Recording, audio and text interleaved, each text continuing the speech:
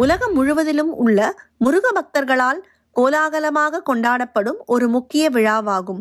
இந்த விழா முருகனுக்குரிய முக்கியமான விரத வழிபாட்டு நாள் என்றாலும் இந்த நாளில் சிவபெருமான், அம்பாள் மற்றும் குரு பகவானை வழிபட சிறப்பான பலன் கிடைக்கும். இந்த தைப்பூச நாளுக்கென்று ஒரு வரலாற்று கதையும் உண்டு. சிவபெருமான் நடராஜராக தனித்து ஆனந்த தாண்டவம் ஆடிய நாள் மார்கழி மாதத்தில் வரும் திருவாதிரை. இந்த நடனத்தை பிரம்மா, விஷ்ணு, பதஞ்சலி, வியாக்கிரபாதர் ஆகியோருக்காக சிதம்பரத்தில் சிவபெருமான் அரங்கேற்றினார். இந்த நடனத்தை பார்வதி தேவியும் ரசித்துக் கொண்டிருந்தார்.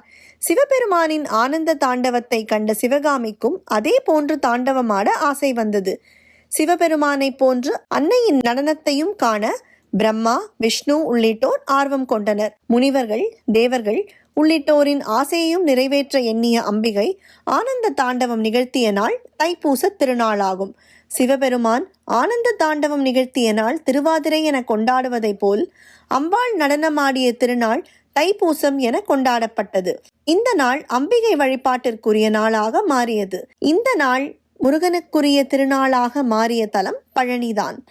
இதேபோல் பழனிமலை கோவிலில் அமைந்துள்ள தண்டாயுதபாணி சுவாமியும் அபிஷேக பிரியரான சிவனின் அம்சமாகவே திகழ்கிறார். இங்கு முருகனுக்கு தினமும் 6 முறை அபிஷேகம் மற்றும் அலங்காரம் நடத்தப்படுகிறது. ஆண்டி கோலம், ராஜ அலங்கார கோலத்தில் மட்டுமின்றி இன்னும் சில சிறப்பான கோலங்களிலும் அவர் காட்சி தருகிறார்.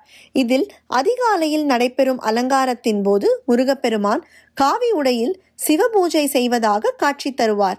அதோடு அசுரர்களை வதம் செய்வதற்காக பழனிமலை முருகனின் பராசக்தி சக்தி வேலை அளித்த நாள் இந்த தைப்பூச நாளாகும். சிவனின் அம்சமாகவும் சக்தியின் அம்சமாகவும் முருகப்பெருமானே விளங்குவதால் தைப்பூசம் முருகனுக்குரிய வழிபாட்டு நாளாக மாறியது என்கின்றன புராணங்கள்.